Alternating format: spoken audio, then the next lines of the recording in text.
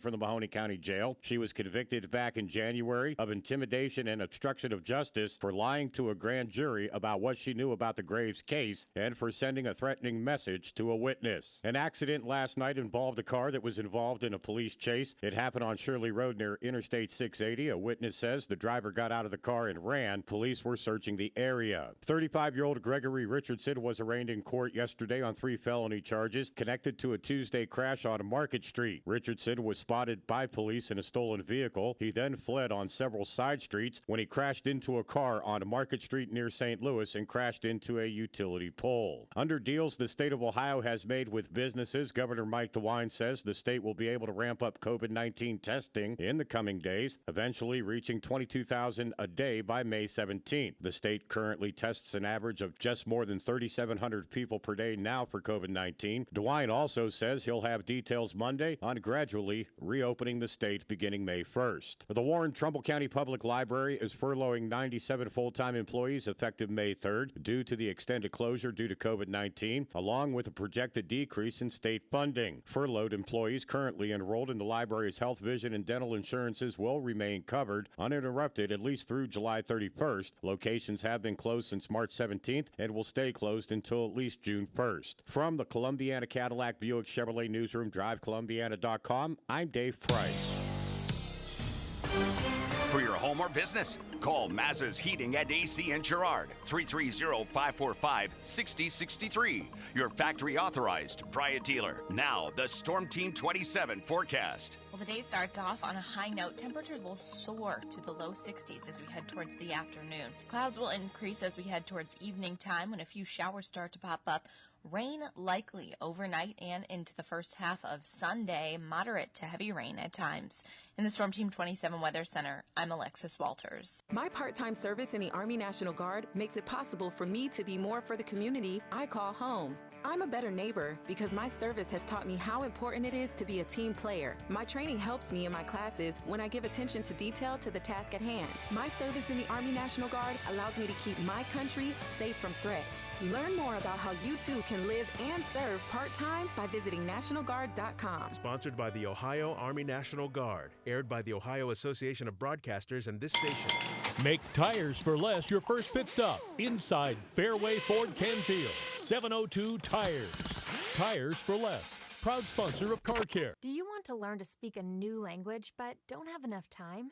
Then you need to try Babbel, the language learning app that you can try for free right now at Babbel.com. Babbel's lessons are just 15 minutes or less, and you can go at your own pace. You'll be amazed at how easy Babbel makes it. Start your first lesson in the language of your choice for free. Just download the Babbel app or go to Babbel.com now. That's Babbel.com.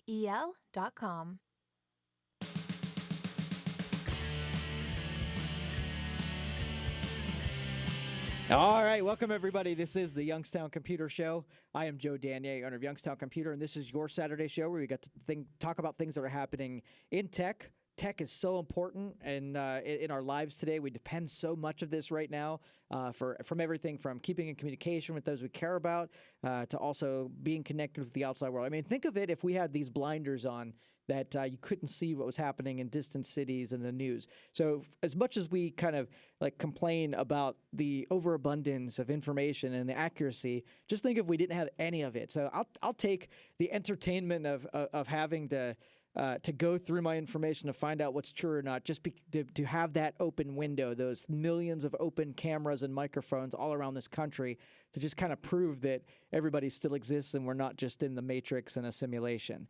330-729-9977. All program long, feel free to call. Sort of like the best part of this show is when you bring your questions to me and we talk about them really publicly. And the intent is that I don't want you to be bashful about not knowing something.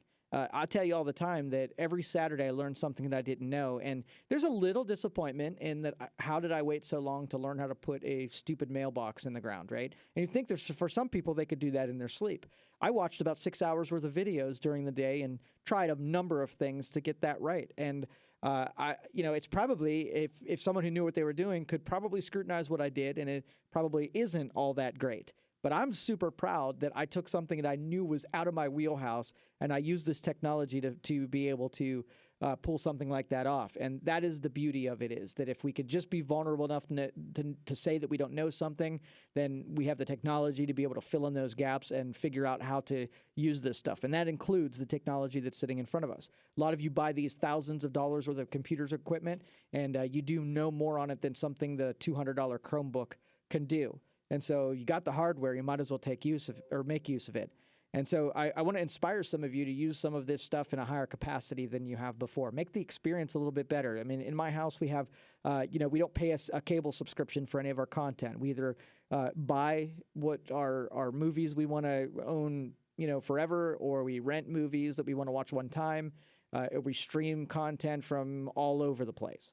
And we spent years being able to try all the different services out to find out what is acceptable, right? So when you have cable, you have 9,000 channels, and you like having 9,000 channels, even though you only really need about 70 of them. But when you have 9,000, you know that what you have is complete because there's no more channels on the planet, right? I'm like, I know that I'm paying for every stinking one of those things, and I don't want to pay for every stinking one of those things. So in the 90s, we put together a pretty admirable collection of DVDs. And when I went down through the DVDs, I said $25, $25, $25, $25, $25. And I looked at the names and how many of those ones that I watched more than once, right? And so those ones I got total value on because I watched them more than once. What about the ones that I watched one time?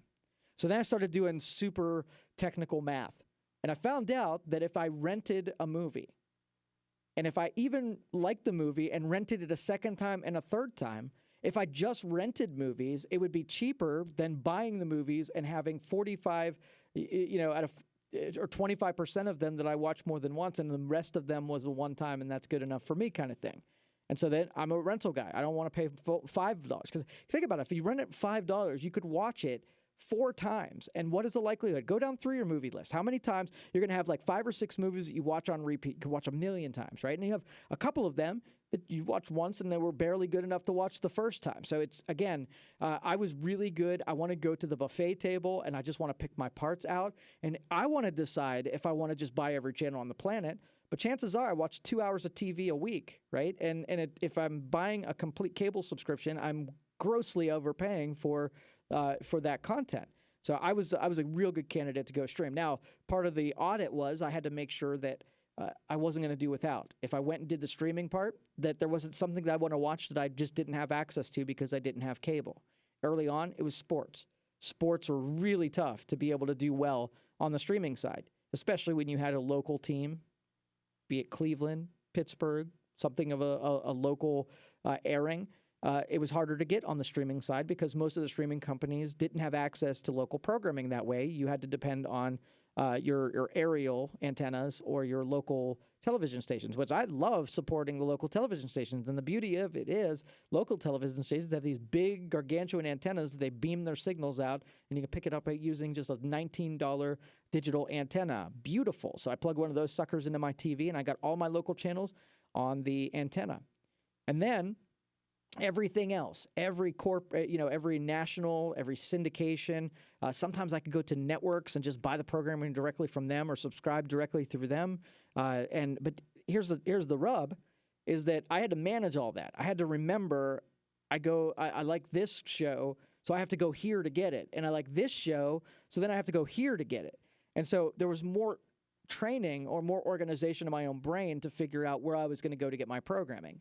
And there wasn't then one consolidated service that was just going to give me everything, because that's what I was trying to not do, is break it up so that I can go get my own stuff.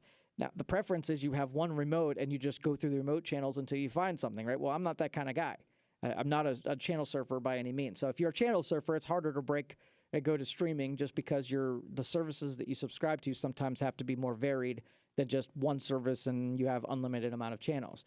I subscribe to YouTube TV because beautifully they have feeds from all of the local networks. So I don't have to use my antenna. I still have the sucker plugged in, but I don't really have to use it anymore. So I've got that covered with YouTube TV.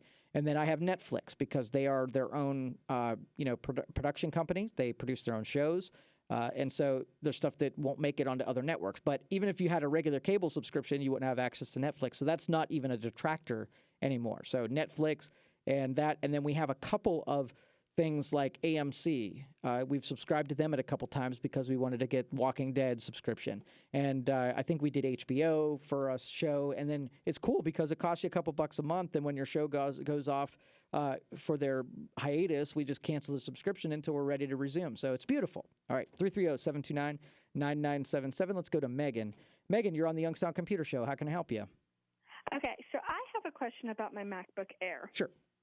I was on it doing schoolwork a couple of days ago, and in the middle of like a video lecture for one of my classes, it just completely shut off with no warning. The screen went black. It was plugged into the charger, so I knew that the battery didn't die unless it was something along those lines. And I haven't been able to get it to turn back on. I called the Apple tech support. We tried a couple things that they've usually done to fix issues like that, and it still has not been able to turn on. So I'm assuming they had you hold down the keys to do a reset? Yes. That's pretty much all you got on your side. I mean, if it were another machine, I would say let's discharge the battery and then maybe resetting it would get it charging again. But I have a feeling that you don't have access to it because you can't crack the thing open. Right. Did they suggest that maybe bringing it in and having one of their Genius Bar people look at it? Yeah, they recommended me to a place in Mayfield, and I actually have an appointment with them later today, but my dad went ahead and told me to call you to see what you would say. Yeah, and honestly, if there was, that's probably your best way. They don't give you much access to do anything, so they give you some keystrokes. I believe it was like the Apple key and one of the F keys, and that will. What's that?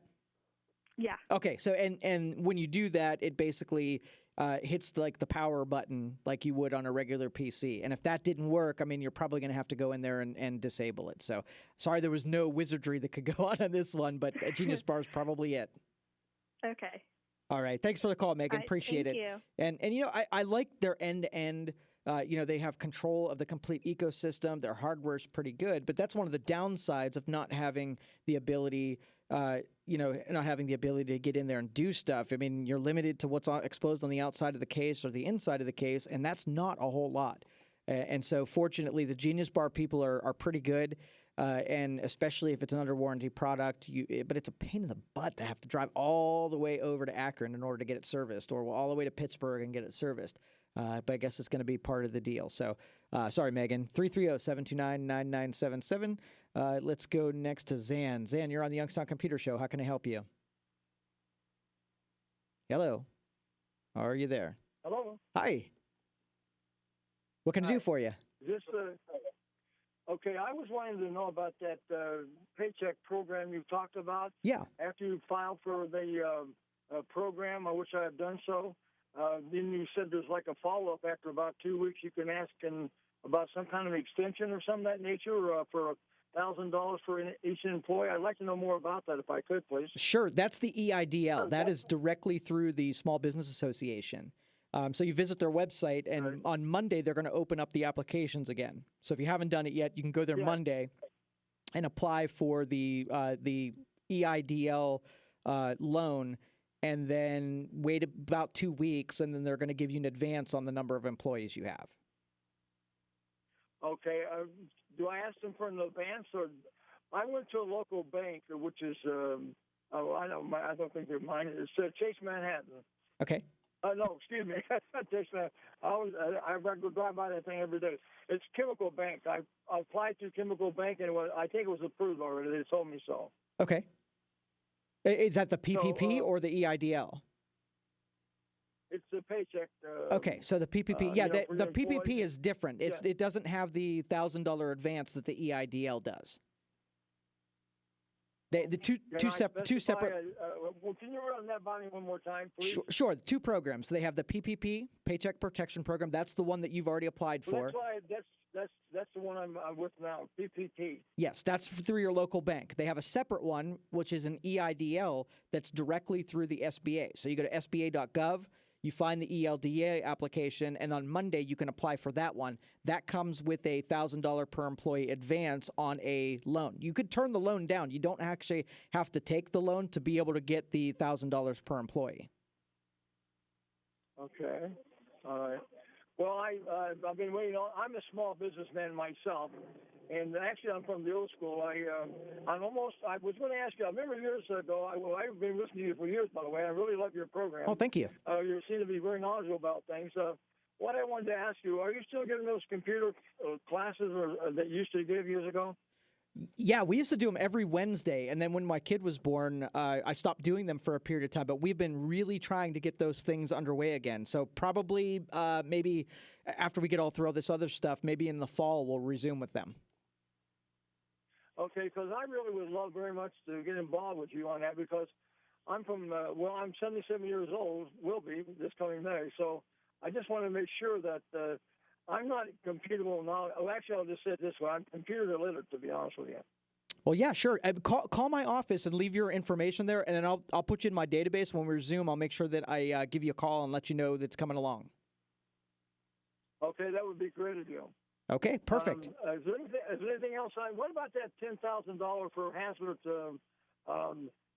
grant they're posted? I signed up for those two things. That one to pay, and also the PPP, or what you refer to as such. And also there was like a hazardous, it was like for like these are facts and circumstances for businesses that have such issues to deal with now. And I am a small businessman, and I also am in the restaurant business, so it's been very difficult for us because, you can't have nobody come in and sit down or anything of that nature. So the only thing we have is like the go orders, and that really doesn't pay for everything like we should. Right. You're losing money more than you do making money. Yep. Yeah, and that EIDL, that is the $1,000 per employee up to $10,000. So it sounds like you've already got your applications in. So the EIDL is the grant up to $10,000, and then the PPP is through your local bank. Yes, that's it. Is an IDO or something like that? Yep, that's it. Okay, I did apply for that. You're absolutely correct. Okay, perfect. Okay, it sounds like you should be all right then. I haven't heard anything back for it. My number was like about 3 million. So. Yeah, it's taken every bit of 30-plus days for people to start hearing back, but it should be shortly now that they got funded again. Oh, good. That would be great, and I hope I get it done. I also understood that there might be like for small business people that Ohio was supposed to put in effect. I don't know if it did or not. It was like, for instance, having unemployment available to small businesses for the owners as well. Yeah, and they started doing independent contractors, so they were taking business owners that were taking a draw and considering them independent contractors, but they made them wait until I think the third week to be able to apply. But I think you can go and do unemployment right now as an independent contractor and qualify for it now. Oh, well, great. So can I call your office and get information or kind of set you up for that schooling that you're talking to me about?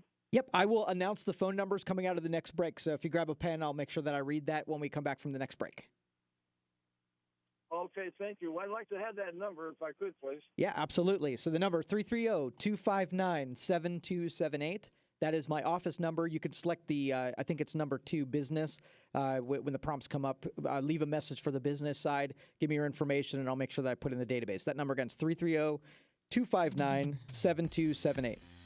All right, Jim, I see you out there. I'll make sure I come back to your call as soon as we get back from this break. If you want to get on the line, 330-729-9977, or you can text me here at 330-333-1570. We'll talk more about what's happening in tech, and we can also talk about the business side as well. So 330-729-9977. You're listening to the Youngstown Computer Show on 570 WKBN. I'll be back.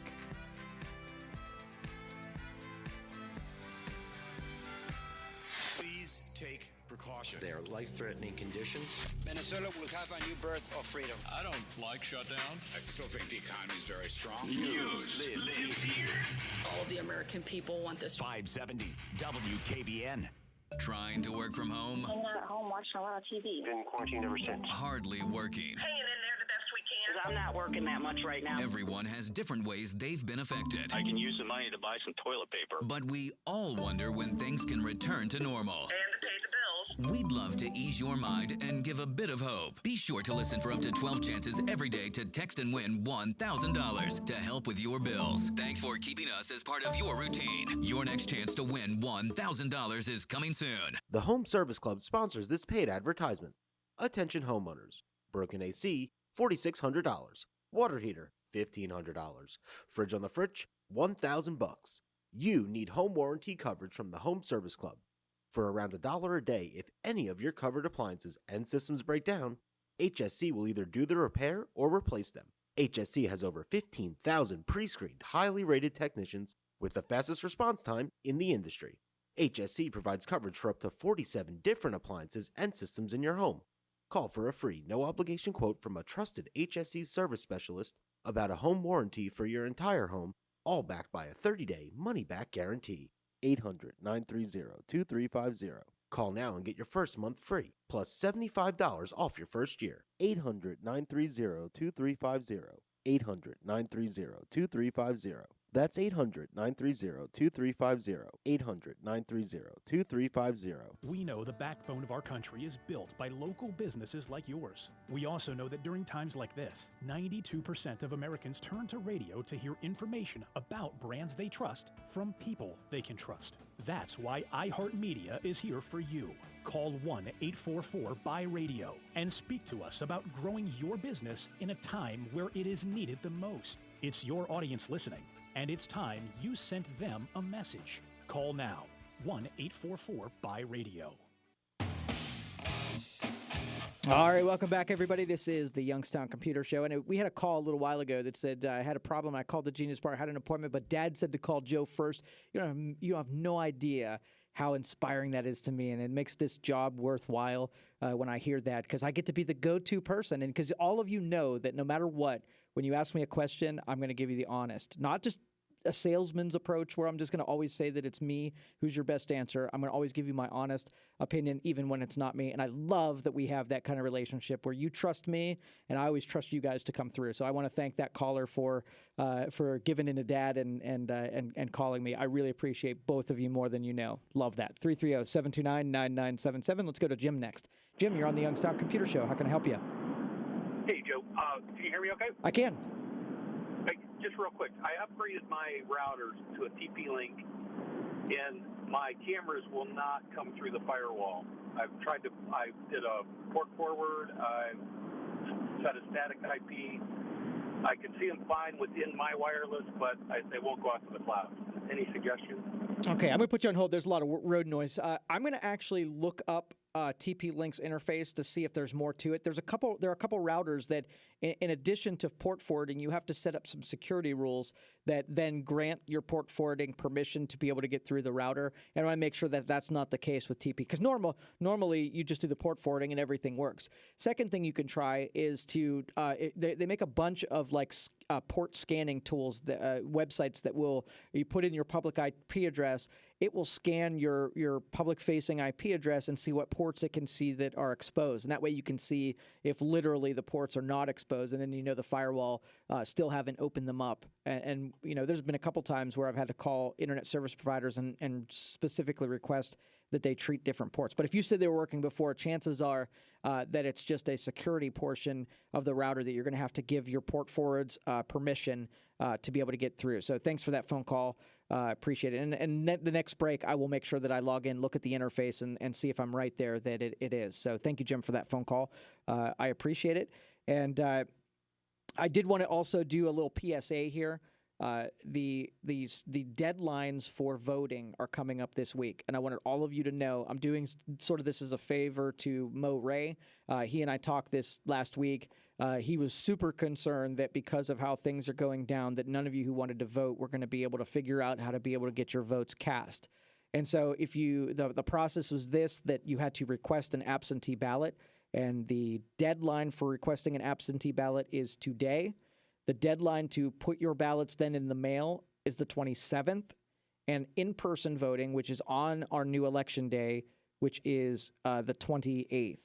And so outside your Board of Elections, they put these little mailbox-looking things. You can take your paper ballots and you put them in an envelope, and you can place them in these boxes. So if you haven't done so yet, today is the final day to make a request with your Board of Elections to get that absentee ballot, get it filled out, and then either put it in the mail before the 27th or truck yourself down to the mail-in or the collection box in front of the Board of Elections and get them deposited. So final day today. So make that phone call. Mahoning County Board of Elections, Trumbull County Board of no, it wouldn't be. So anyway, that is the Ohio dates for getting your vote to count. And again, very important that you participate if you intend to do your voting. I just don't want anybody that would have voted to say, I didn't know that's how that was going down, because it's super confusing. It's usually election day, and you go down to the place you've always gone down and you do your voting, right? Now everything's changed and it's different, and I have a feeling that the results are going to be a little bit under-sampled from all of us. And so if you're super eager to get your votes cast, make sure you get those ballots and get them deposited. So I hope I did due diligence, and you guys will heed that. 330-729-9977.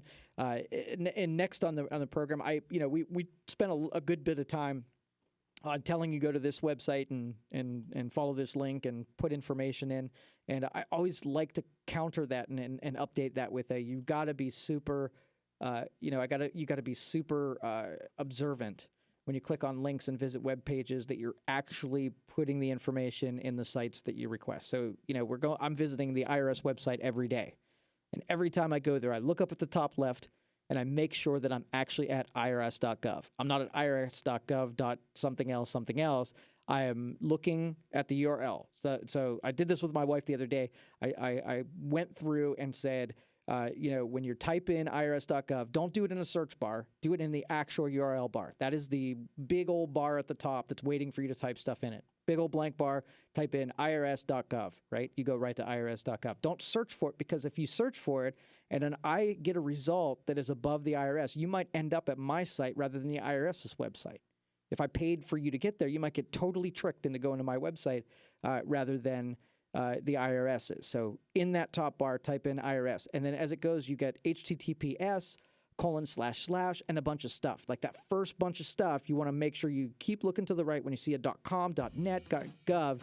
Look at the what precedes the .gov, .net, .com, and make sure that you're at the right spot. Just be super careful that somebody doesn't trick you into going to a website that is not legitimate, and then you end up dumping your information in a site that's not the legitimate one, and now identity theft is just a corner away. So 330-729-9977. You're listening to the Youngstown Computer Show on 570 WKBN. I'll be back. Unlock the potential of your outdoor world at your locally owned Cub Cadet dealer, Evolution Ag in Lisbon. With innovative zero-turn mowers, lawn tractors, utility vehicles, and professional products, every Cub Cadet machine is engineered with you in mind to deliver incredible strength, durability, and comfort. And only your local dealer stocks genuine parts, accessories, and trained service technicians to keep your equipment running at peak performance for years to come. Test drive American strength today at Evolution Ag in Lisbon, your local Cub Cadet dealer. EvolutionAgLLC.com.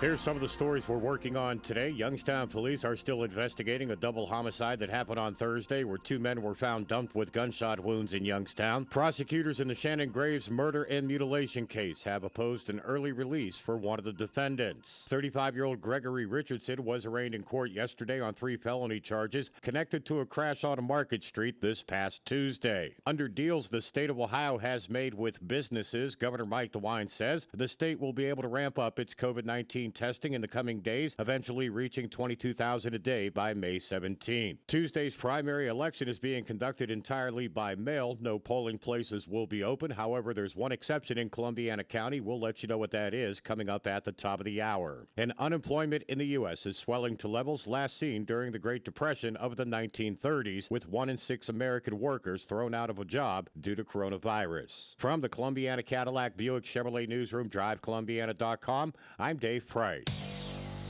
Our next update at 2.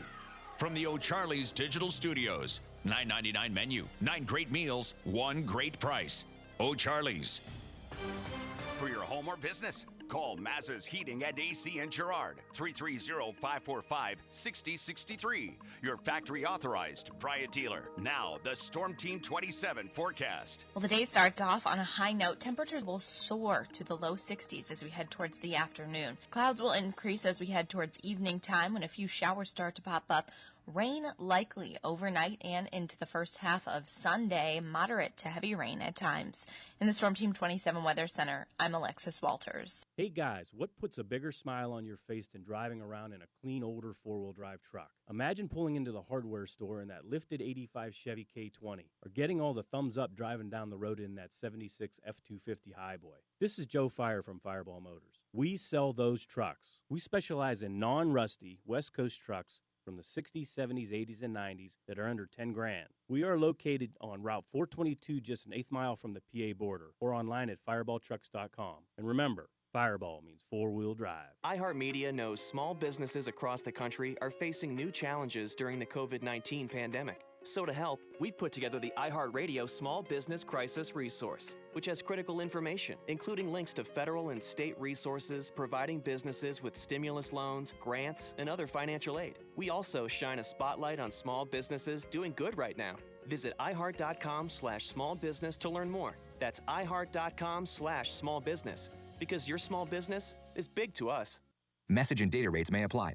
If you're considering going back to school, ask yourself the following questions. Do you need the flexibility to take classes on your schedule? Do you have college credits you need transferred? Do you want to earn a quality degree from a world-renowned university? If you answered yes to any of these questions, Arizona State University is the perfect school for you.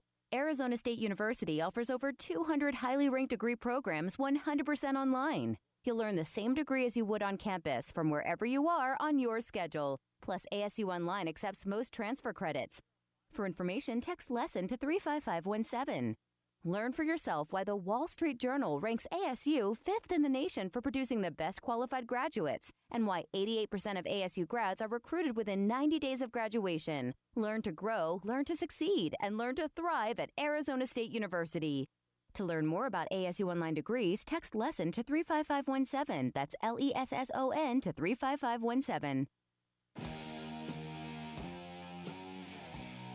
All right, welcome back, everybody. This is the Youngstown Computer Show. That's a little Black Sabbath there. I had my windows down yesterday, and I was just jamming. I turned the radio up as loud as it would go, and I was jamming to old school, like heavy metal rock and Black Sabbath and Metallica, Alice in Chains. I mean, I just had all the classic heavier metal with blaring out of my little Tesla rolling around the city. It was so much fun. I love this this weather.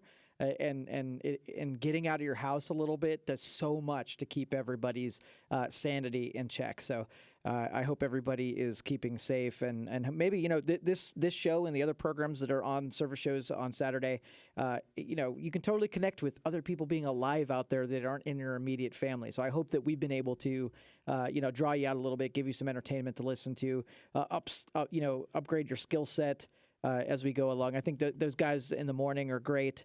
Herb, I've listened to from. One I miss is I remember the Trapper from when I was younger, and that dude would just have the most creative ways of problem solving, and it was so fun to listen to. And so we really need another Trapper to make their way on the scene. Somebody who could take the. No, did you say Whistle Pigs, or was that him, Dave? Were you the Whistle Pig guy, or was he that? No, he was not. Anyway, but he had some cool ways of being able to get rid of groundhogs that were infesting your garden and things eating your rhubarb, and it was, again, lots of fun happening here on Saturdays at 570. But this radio station is really good about keeping the local talent and giving a stage to us, where we got this megaphone where if something hits our grill, we can so super easily share it with either the political host or the service guy on the weekend or something. There's not really much that can go on in your head that you don't have an outlet somewhere on this radio station to get it out there. And the expertise. This is the thing about this radio station that has impressed me from day one, as the people, the caliber of people that listen to this station, and the expertise, the talent that is out there. It is just amazingly deep. And so every time we've had a problem that I didn't know the answer to, somebody in this audience has been able to call and voice in. And Dave over there on news is saying that Kim Jong-un just passed away. And so I've been reading about the successor of Kim Jong-un. It's a female that's been the daughter. His daughter has been kind of conditioned to take over. So that's interesting. We'll see what comes of that. I'm sure at the news break we'll hear more about Kim Jong-un, and he's dead. All right. 330-729-9977. I also want to hear, we heard a good bit about the unbanked or unbankable being out there. And if you're in this audience and you don't have like a traditional bank account, either you swore it off and you don't like it, or you don't qualify, somebody won't do business with you, something like that, if you can call and let me know how you're doing your banking, direct deposit, writing checks, using debit cards, credit cards, whatever. Who are you using for your banking stuff? Because a lot of the harder thing to do when it comes to these stimulus checks and whatever is to have money roll out to the people who don't have traditional systems. You have to make special preparations. I see when you go to Walmart or one of the retail shops on a Friday, you see everybody cashing their paychecks. That's probably indicative that those people cashing paychecks either don't have a regular account or something. So if you have an experience, I predicted by this point, and I was wrong about this, but I predicted that by this point we would have a banking system that was completely digital, that there wasn't necessarily a brick and mortar, because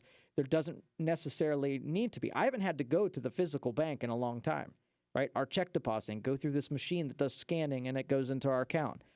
You don't really have much in the way of, if we ever had to make a deposit, it was in a night drop. So I really haven't had to utilize the actual the teller or the drive-through for much of anything. So our systems have evolved to a certain point where we don't have to come in physical contact with people, and for the most part, let's just say hypothetically in the future that some pandemic spread around that made it necessary for us not to come in contact with one another, and it would disrupt all of our normal things. How many of our daily activities could be changed to a point where it could be done remotely and wouldn't have to be in person? How much of our in-person exchanges are elective where we could make it so that it was not in person? And then we're going to shuffle that around in our hypothetical, and when we recover from that hypothetical pandemic, that maybe some of those we continue to do, just because if it's not, let's just say I go to 15 places a day, right? Only 5 of them really had to be done this way. So maybe I cut it down, so 10 of them I do remotely, and 5 of them I do it. How much of a chance did I increase my chance of not contracting my hypothetical pandemic? Well, I probably by the factor of 3, right? So a third of the time I still go out, and 2/3 of the time I don't go out. So sure, I still could get infected on the third day, but it increases my chances on the overall that I won't get infected. So if you couple that, and Dr. Acton over and over and over says that the way that we're doing this is layered Swiss cheese, where we know that everything we're going to attempt has holes in it. But if we layer enough holes of Swiss cheese, you could sometimes look through and see, even though they were spaced differently, there's nothing permeable. So there might be only one layer where you have 4 layers of cheese, but maybe that hole only has 1 layer protecting it, but you get enough layers of Swiss cheese and you get something that has at least as much protection, as you can.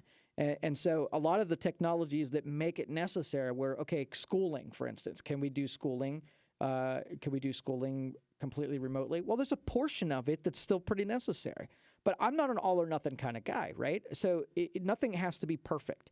Nothing has to be the end all. It's not like we have to either go to school or not go to school. There's some variation. There's some a gradient across where maybe we go to school sometimes and then other times we don't. And maybe costs are saved when we're not there, and we can have double the amount of students in a smaller building because we're only sending half the total population of the student body in at any given time, right? And so these factors, these different mathematical arrangements start to be a little bit more possible when you have a hypothetical pandemic. I just hope that never happens, but if it did, you could start, to play with those, an experiment with some of the things you can do where you are doing unnecessary things. So let's stop doing the unnecessary and just go do the necessary things. And then maybe you save a little bit of exposure and time. I'm a self-described and prescribed germaphobe. And I hate it. I hate germs. I hate shaking hands, and I hate getting sick, and I hate touching your keyboard, and I hate touching your mouse. I know that I'm just a carrier. I hate, sneezes and touches. I hate going to bathrooms and touches. I just hate dirtiness that comes with exchanges of touching people that you don't know, right? And everything that you touch, doorknobs and door handles and anything public, right? And so I hand sanitize about 500,000 times a day before hypothetical pandemic came down. And then, I was so sick of getting a cold every other month that when I started doing that regimen, I stopped getting sick all the time. And then I started building up my immune system, and eventually, I stuck to what worked, and I really didn't get sick. But it was those considerations through the use of technology where I kept myself out of situations. So again, I belabored that, and I just went way too far with that. But you get the gist that let's not buy into the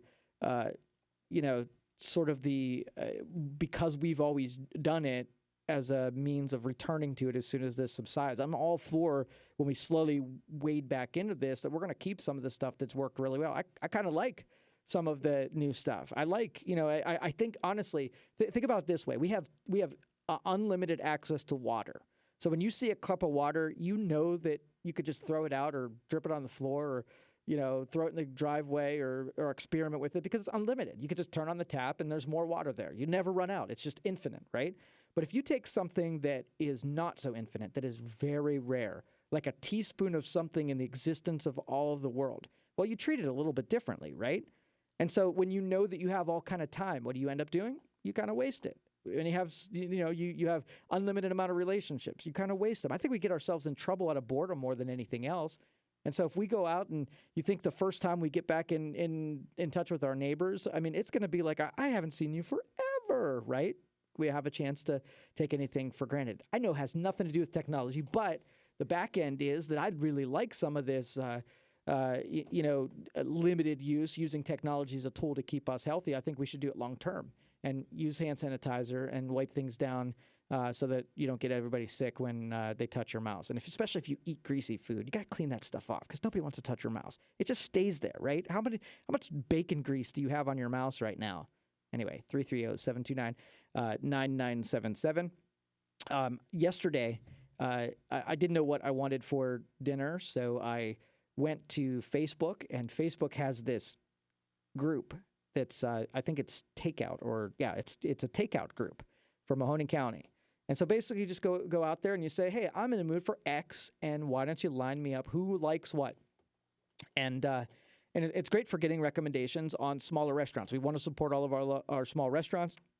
They're 100% trying to get by just on takeout food and order in food. They have no bar to lean on. And if you didn't know, alcoholic drinks are what makes the industry tick. And they have no dining area, then that's probably two little nails in the coffin, but they have curbside. And so all of us, we probably eat out about once a week or every other week. And so Friday usually ends up being the day that we say, okay, we're sick of this cooking in. We're sick of grilling for this week. Let's pick something. And where we used to just go out and do the franchise and the chains, which still helps. There's still an operator and a franchisee that's in the local area. It just happens to be a chain. Now it's like, you know what? I feel like the bigger chains are going to have a better chance of hanging around. But some lower ones, some lower restaurants, some smaller ones, those are the ones that are going to need our help the most. So I've been fishing for recommendations for not necessarily the best food, even though the best food is what I asked for. But I'm looking for, when you make a recommendation, I'm going to go look at their site and look at their operations and kind of judge to see how much I think they might need some extra support. And I'll go, buy from you just to support you. I'm going to be eating anyway. Might as well use what I'm going to be eating and get some good food and support somebody who needs it. So yesterday I threw that out there. I wanted white pizza. I grew up in Girard, so the pizza parlor in Girard had the best pizza. And I used to ride my bike all the way down to Pizza Parlor, pick up their white pizza with hot peppers, and it was my favorite. And I really haven't found a place that does it quite as well as Pizza Parlor. So I went out there and said, I want white pizza. And somebody, they recommended Belleria. Belleria is a great customer. They're a great company. All of the, Tangiers, they're in Struthers. They're another great Struthers company. And I started looking for ones that maybe I didn't know. And there was this one that popped up, and it was St. A's Bistro. And never heard of it before. Didn't know where it was. Had no idea it was there. And the owner-operator messaged me like right away. Obviously, the owner-operator recommended himself as the white pizza of choosing. So I decided to bring my business to St. A's. They're in Struthers. They're right around the, if you go where Yellow Duck Park is over by the bridge, they're actually in the St. Anthony's Club building. And this guy gave me this story. He's been operating for about 15 months, and this whole coronavirus thing's just about murdered his enterprise. And so I was really happy that local social media groups are helping get the word out that these small operators who don't have an operating budget, he's not running marketing to attract me. In order for me to find him, I had to go out there and look. And this is a great resource if you want to support some local businesses and bring some of your stuff. And again, don't ignore the franchises because, like I said, these franchisees are just critical to our local economy. But, maybe once a week, maybe every once in a while, try to throw a bone to a total unknown, a total small company. And these guys are struggling just like everybody else. And hopefully we can help those guys. And on the end of this, we can, we might even find some diamonds in the rough that we continue, supporting. But I'm going to take a whole bunch of different ones over the course of the next coming months and maybe sample some stuff. So if you have any recommendations, try to find that dine-in group and maybe share some of your experiences on some lesser-known restaurants. That will really help out, our local companies. And again, the technology show and the business show run together because I'm passionate about it, and it doesn't end with the time clock. And so I appreciate that owner being so bold into touching base and getting his name out there, and I wish him well. Again, that company name is St. A's Bistro in Struthers. So if you and the white pizza, it was pretty good. It sort of reminded me a hybrid between the peppers that you would get at Cafe 422. Not the same. I mean, if you're a Cafe 422 lover, then they're not quite the same as what you get at Cafe, but it had the consistency and the zinginess of the peppers, and then you had the perfect seasoning on the white pizza. So it was pretty good. So if you could maybe slide some business for St. A's Bistro, not a paid advertisement. This is literally just me sharing experience with somebody who I decided to buy a pizza from yesterday, and it was really good. That's what you get from me. 330-729-9977. You can also text me, 333-1570, all program long. And in fact, if you have anything that maybe you'd be a little bit shy about and don't feel like calling, you can share those. Here's a text message. Hey, Joe, I find your show interesting and that you are very knowledgeable. Wondering if you have any insight concerning 1099 unemployment and independent contractors. I'm a hairdresser and wondering when they will be get that up and working, able to collect unemployment. And that's a really good question, and I will try to answer that on the other side of this break. So basically what they did was they delayed the unemployment for that group until after the normal one. And the challenge is that all of these people applying under these circumstances are going into a system that doesn't really have the ability to, sort of expand or pull those people in. So you're getting a lot of people who otherwise, they'll say on TV, you're eligible, and then you put your information in and you get denied because of some question that you answered through their automated system. And it's terribly frustrating. And it takes some calls and it takes some persistence, and then you can get through to them. So if you will be patient with me on that question, I will make sure I've been paying attention to every government program there is, and I want to make sure that I'm not skewing and combining two of the programs. I want to make sure that truly last week that they did open it up to independent contractors, and I'm not just thinking of PPP. So just give me a minute here to look that up during the next break before I talk out of turn. 330-729-9977 is the phone number. We could talk about tech. We can talk about business. We could talk about science. We want to talk about time travel and physics. We could talk about that too. 330-729-9977 or text me at 333-1570. You're listening to the Youngstown Computer Show on 570 WKBN. I'll be back.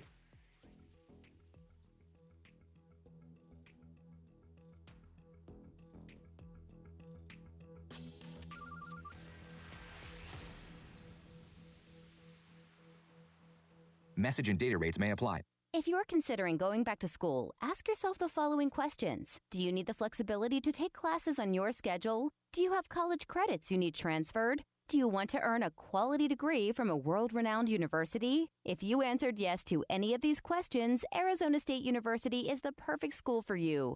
Arizona State University offers over 200 highly ranked degree programs 100% online. You'll learn the same degree as you would on campus from wherever you are on your schedule. Plus, ASU Online accepts most transfer credits.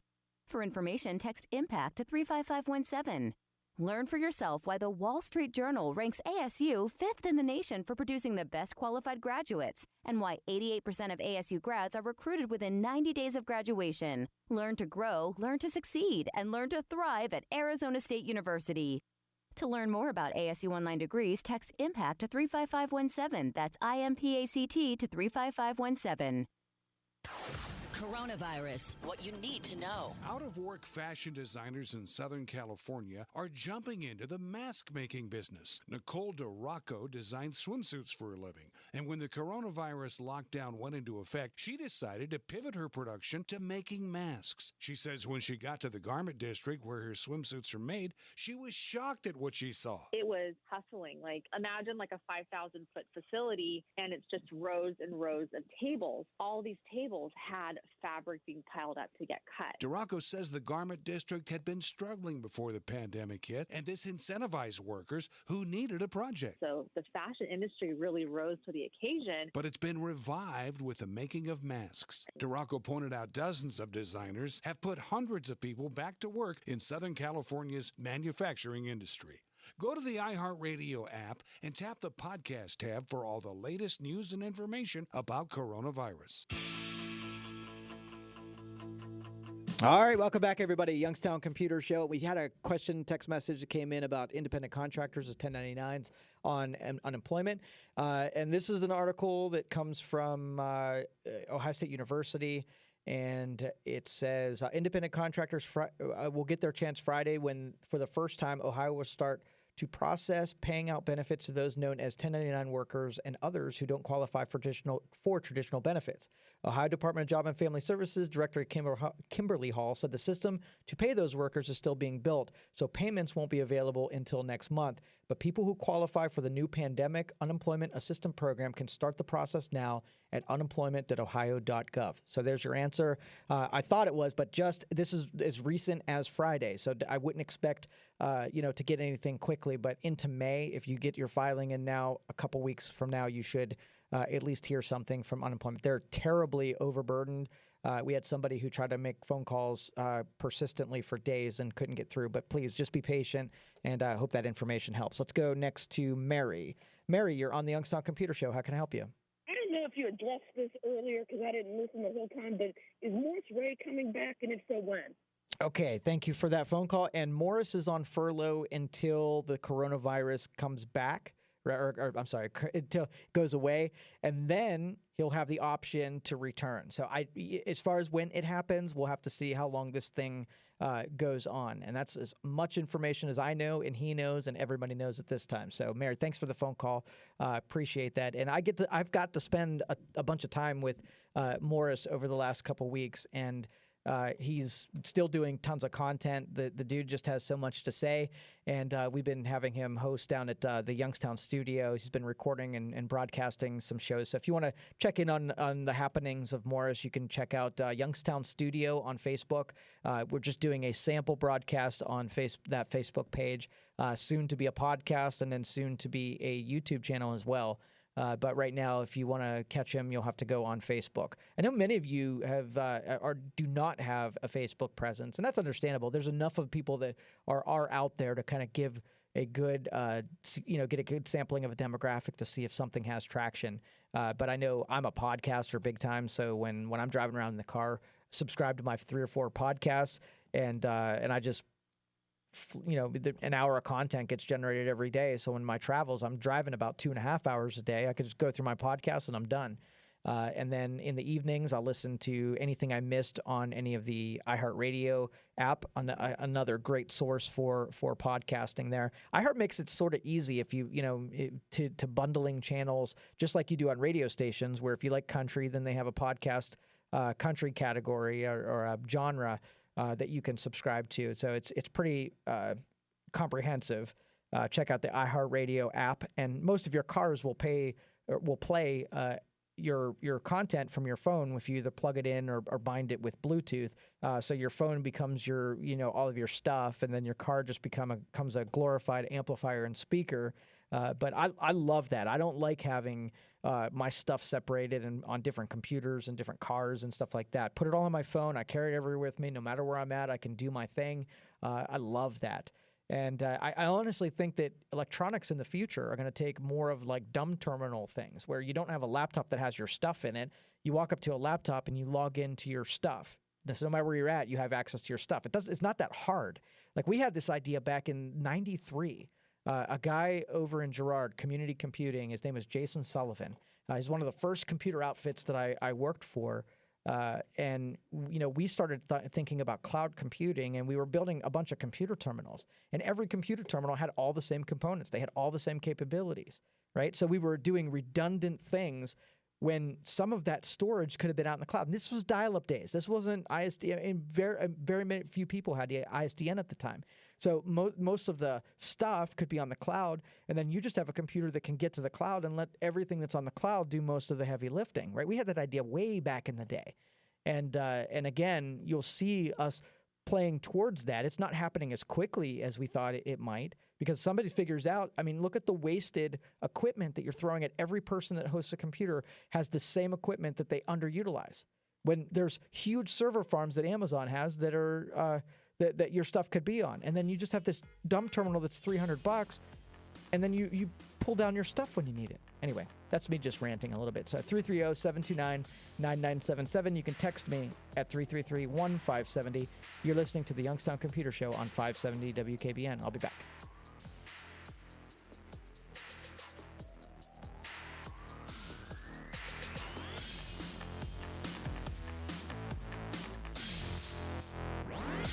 Lives flipped upside down recently, and for many of us, things just got a lot rougher. But we've faced tough times before, and we're going to pull through this because, well, that's what we do in America. At Term Provider, Big Lou has a message for you. If all this craziness has you protecting the ones you care about, don't let it stop when we get through this. Keep the protection rolling with a life insurance shield around your family. For over 30 years, Term Provider has been providing affordable term life insurance at better prices and with better service, including policies that don't need an in-home exam. As for Big Lou, he's just like you, spending time at home with his kids, too. No matter what your medical history, prostate cancer, heart conditions, high cholesterol, or if you're taking prescription medications, at Term Provider, we can help you find $1 million or more of term life insurance at affordable rates to fit your budget. There's no obligation, so call now for your free quote. Call 800-444-2013. That's 800-444-2013. 800-444-2013. On AM and thousands of devices, including Amazon Echo, Google Home, and Sonos. With our iHeartRadio app, 570 WKBN, Youngstown. It's 2 o'clock. From ABC News, I'm Dave Packard. It's the first weekend some non-essential businesses are once again open in Georgia and Oklahoma. Some say they have no choice but to get back to work, but others aren't sure the benefits outweigh the potential risk of the virus. We also know that some workers, like restaurant owners, say the threat is just not worth it. One restaurant owner says she's facing possible bankruptcy, but it just wasn't safe. But other salon owners say essentially if they don't go back to work, then they might be homeless or they could go hungry, and that's just not possible, even though they know that there's still a threat. ABC's Trevor Ault. Florida's Governor Ron DeSantis today hoping increased testing will allow more of the state to reopen. We are now have tested 320,000 people in the state of Florida. Florida's population exceeds 21 million. As of today, over 330,000 Floridians have tested positive for the coronavirus. New York Governor Andrew Cuomo says soon all first responders and essential workers will be able to go to their local pharmacy and get tested for coronavirus. And he commended New Yorkers for heeding stay-at-home orders. We did what we had to do, which was hard and is hard.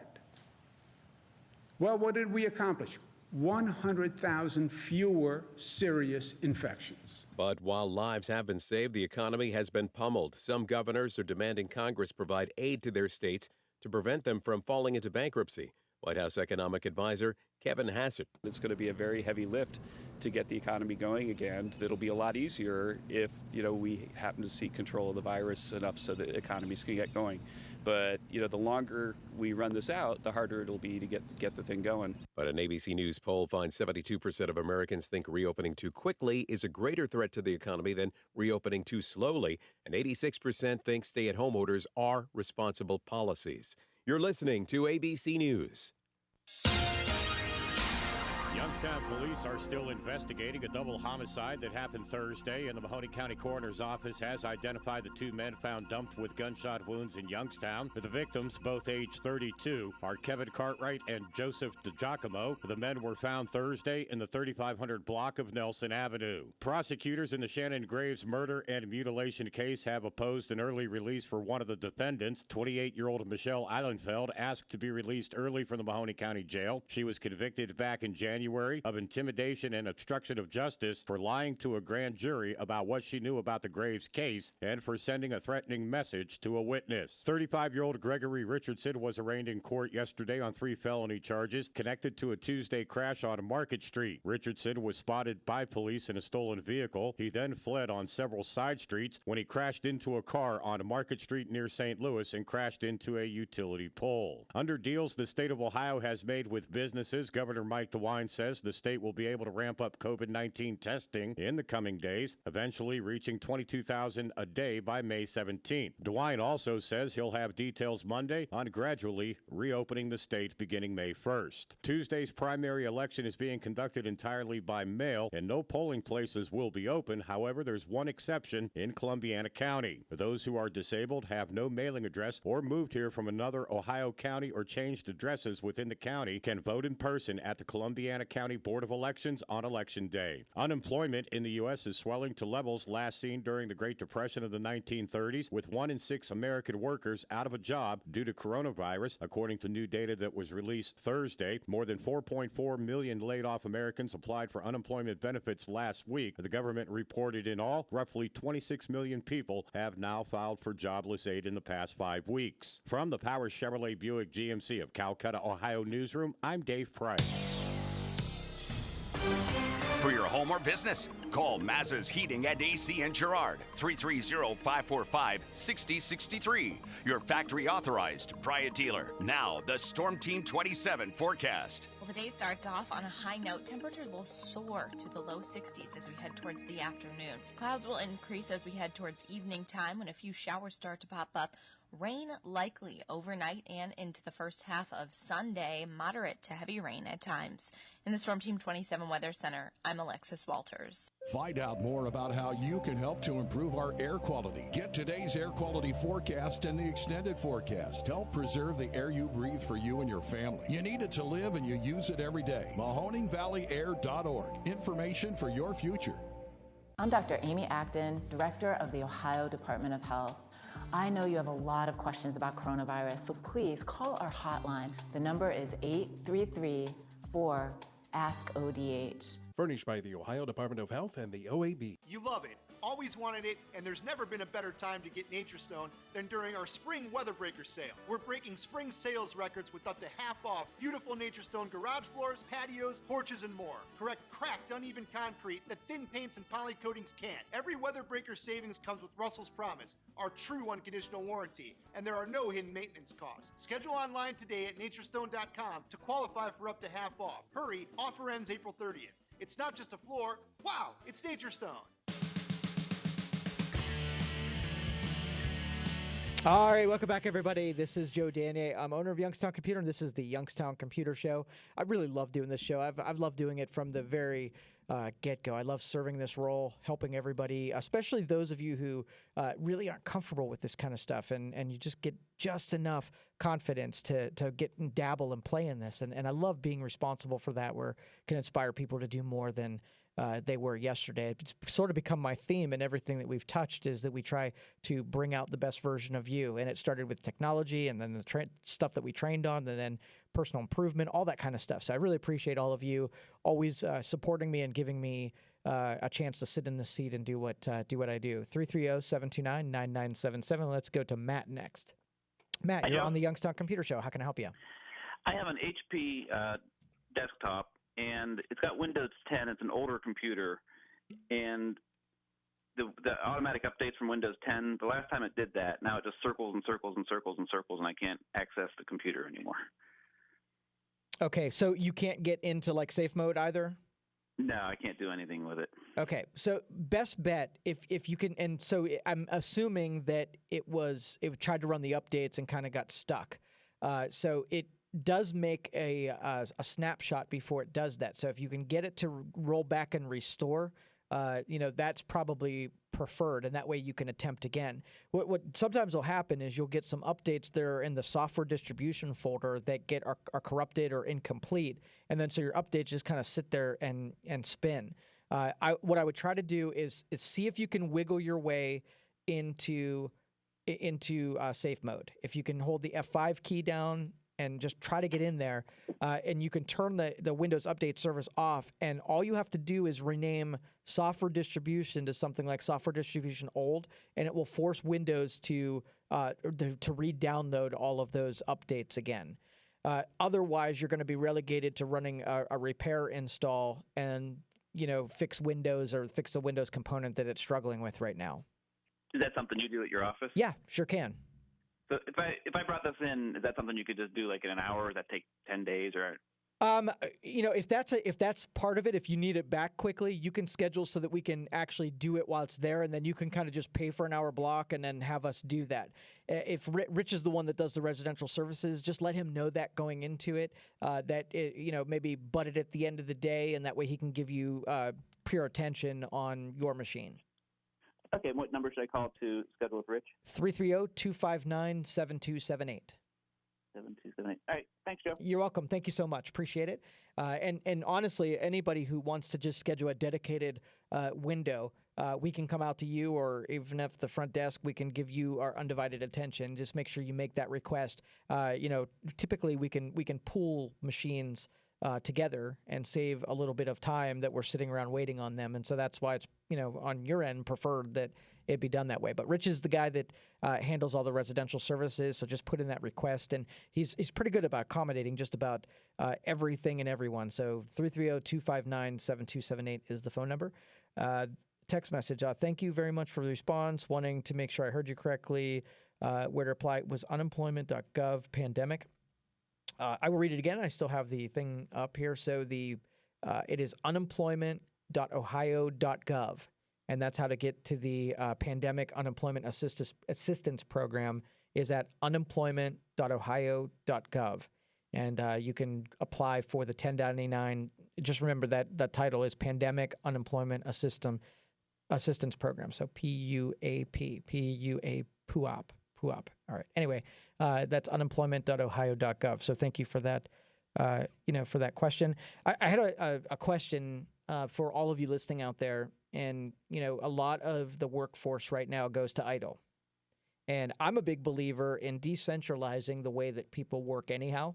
I would like to see a future where, if you go to some online classes and get expertise in programming JavaScripts, that you can put yourself in a database of expertise, and when somebody needs something, algorithms figures out how to distribute work that needs to be done with someone who can actually do the work. And then that, through the pipelines of the internet, work can get to you, and then you wake up in the morning and see what work is available that has been lined up with you, and then you can go out there and choose the work that you want to do. And so, I'm so impatient, and my focus is so off sometimes, where if there's no way in a million years I can do one job and just do one job all the time. It would drive me crazy. So I don't know how any of you that sit in a cubicle or sit on a line or have the same function over and over and over again could possibly do it. I need variance, and even if it's in different areas and departments, I'd love it. I'd go sweep the floors, just a change of scenery. It would drive me crazy. So anyway, I had the philosophy when I was a young kid. This is in high school. I said, I don't want one job paying $100,000. I would much rather have 10 jobs paying $10,000 a piece than having one job paying $100,000. So the one making $100 is more valuable to most people, and I wouldn't want that at all.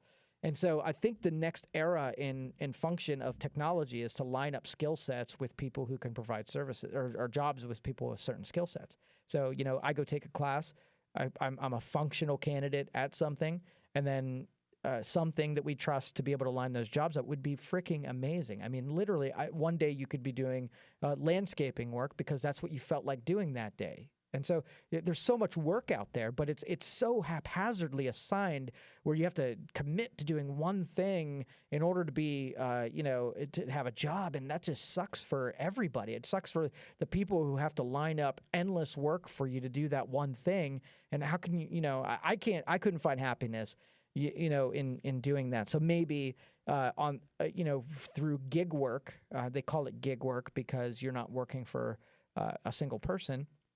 You're a contracted employee where you work by contract. So, a couple of the political fights wouldn't even happen where, employers wouldn't be responsible for half the stupid overhead they give us. It's ridiculous how much we have to pay for the luxury of employing people. It's ridiculous.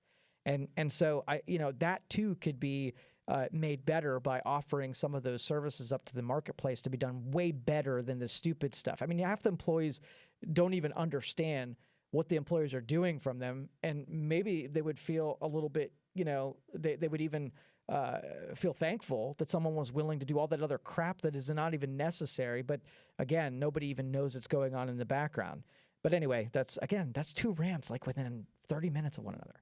But anyway, the gig economy means that you get to wake up and choose your deal. So if you want to be in I want to be a copywriter, right? I want to just be able to write people's press releases. That would be fun for me.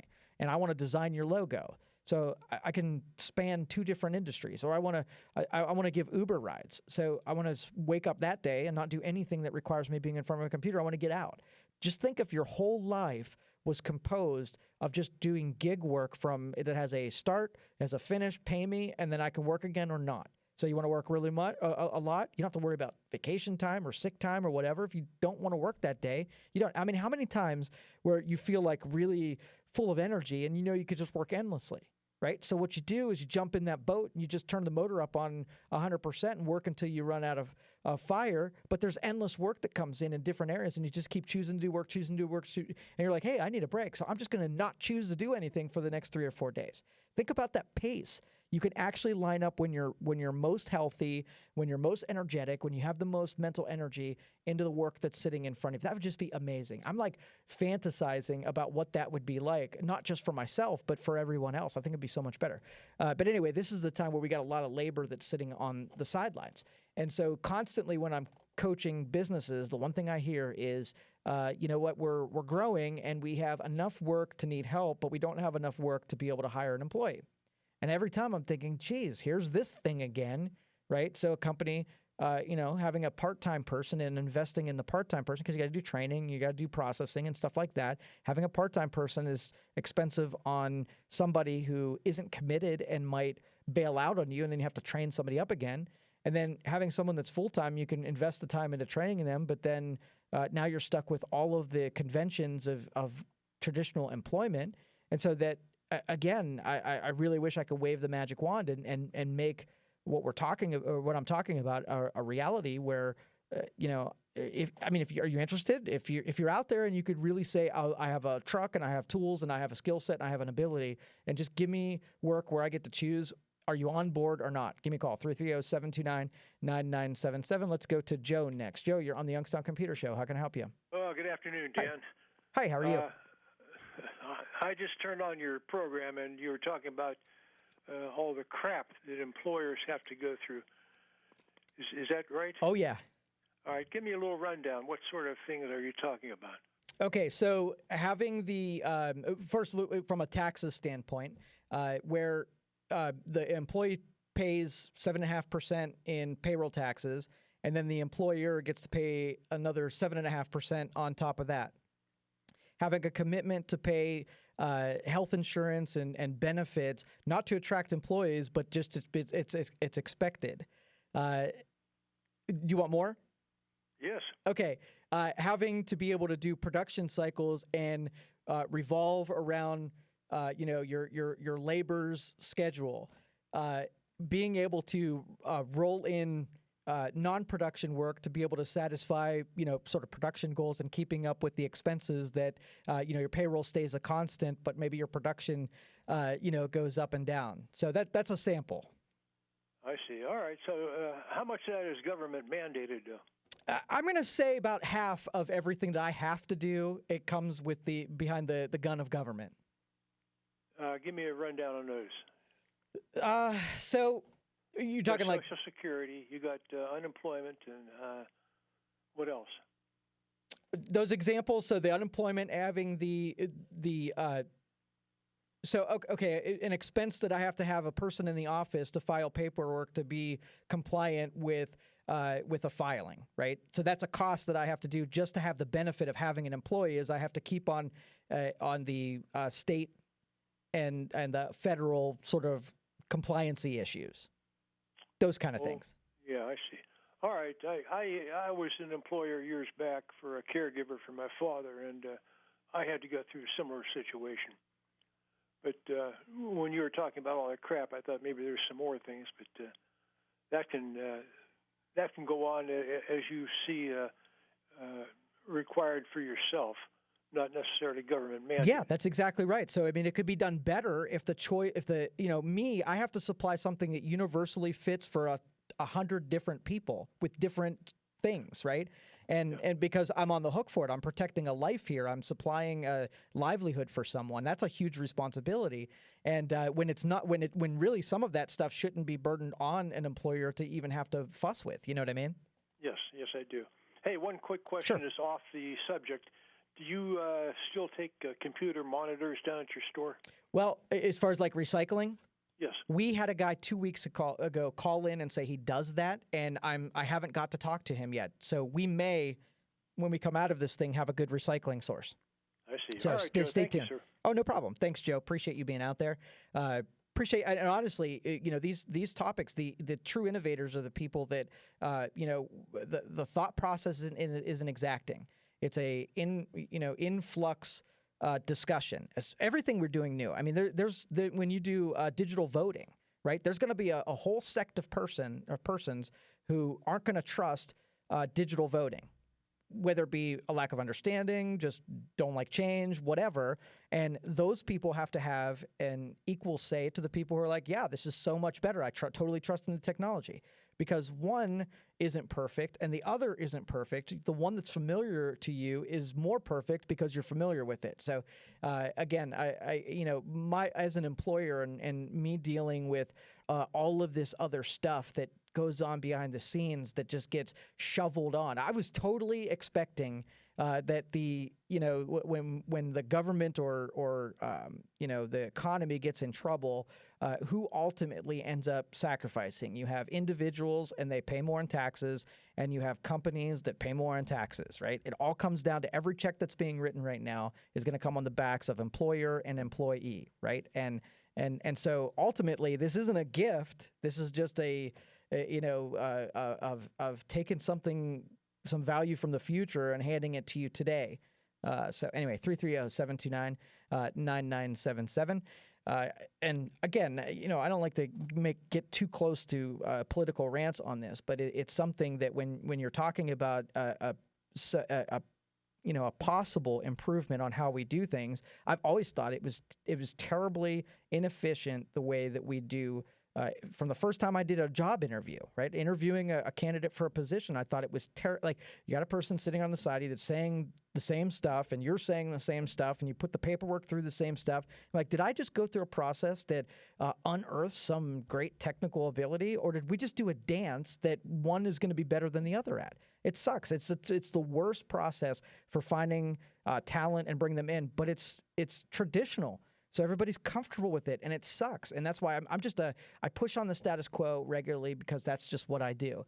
And so when I make these charges, they might be a starting point for innovating better ways of doing this. Especially, I wish we'd hire people different and be able to give people work content different and pay taxes different and raise money different, all that. So anyway, Jim, I'll take your call as soon as we get back from this break. I appreciate you hanging on the line there. 330-729-9977. You can also call me or text me at 333-1570. You're listening to the Youngstown Computer Show on 570 WKBN. I'll be back.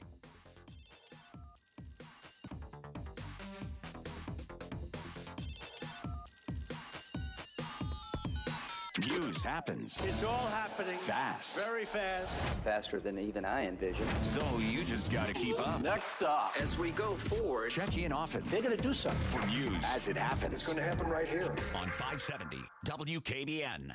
Message and data rates may apply.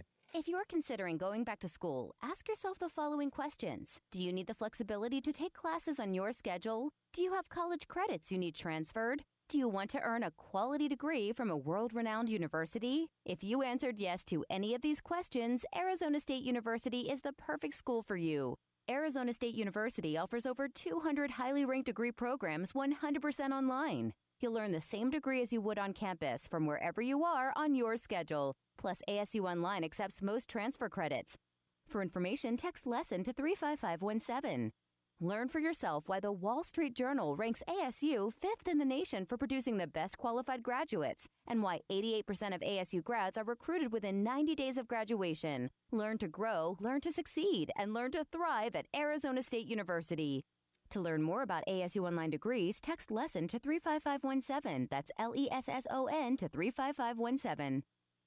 Hi, friends. Dan Rivers for Window Nation. The CDC says one of the most important measures that you can take is to mitigate potential virus spread by opening your windows and allowing fresh air to circulate. Try it today.